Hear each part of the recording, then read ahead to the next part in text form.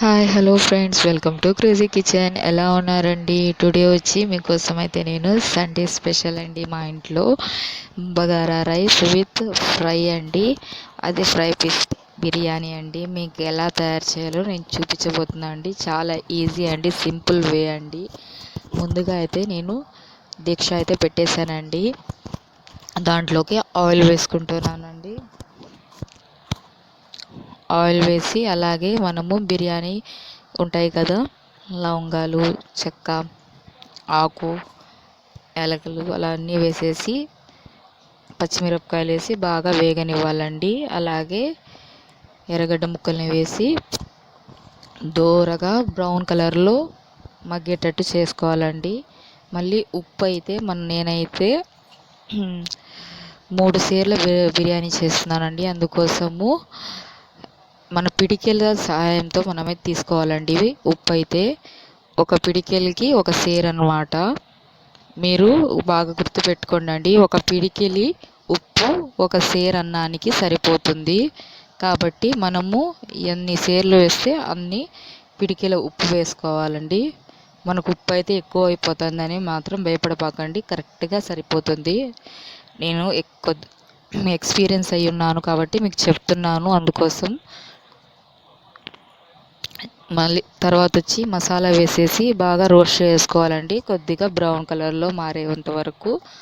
తర్వాత టమోటా ముక్కల్ని వేసి అలాగే కొత్తిమీర, పుదీనాని వేసి బాగా మగ్గనివ్వాలన్నమాట. బాగా మగ్గనిచ్చేయాలండి. ఇప్పుడు చూడండి బాగా మగ్గిపోయాయి, చూపిస్తున్నాను మీకైతే. పొగలు వచ్చేస్తున్నాయి కదండి. ఇప్పుడైతే దీంట్లోకి పెరుగు వేసుకుంటున్నానండి. 1/2 కప్ పెరుగు వేసుకున్నాను. మీ ఇష్టం ఉంటే వేసుకోండి. పెరుగు వేసుకుంటే టేస్టీగా ఉంటుంది, మన ఇష్టం వేసుకోవచ్చు. ఇప్పుడు చూడండి కారం వేస్తున్నానండి.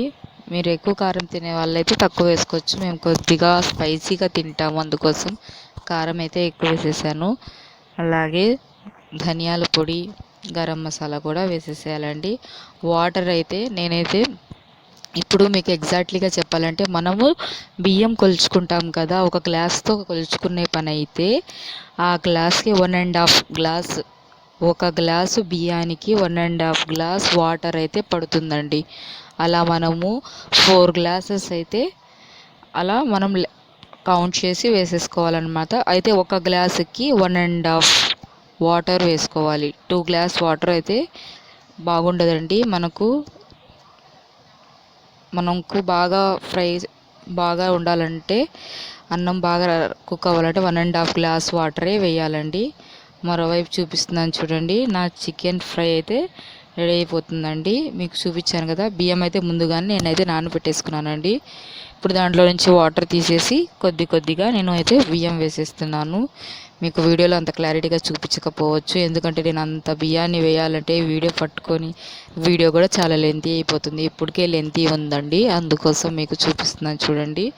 ఇప్పుడైతే ఫుల్ ఫ్లేమ్లో పెట్టేసేయాలండి. బాగా మనకు కుక్ అయ్యి దాంట్లో వాటర్ కొద్దిగా ఇంకిపోయి కొద్దిగా వాటర్ ఉన్నప్పుడు మనం సిమ్లో పెట్టుకోవాలన్నమాట. ఇప్పుడైతే నేను చూపిస్తాను చూడండి. నా చికెన్ అయితే రెడీ అయిపోయింది. ఇప్పుడు చూడండి వాటర్ కూడా ఇంకిపోయిందండి. అందుకోసము లైట్గా వాటర్ ఉంది కదా, నేనైతే నిమ్మకాయ రసంలోకి కొద్దిగా కలర్ యాడ్ చేసి వేసేసాను అనమాట. ఇప్పుడు దమ్ ఇచ్చేసాను. చూడండి నా బిర్యానీ అయితే రెడీ అయిపోయిందండి. Please do like, subscribe my channel friends.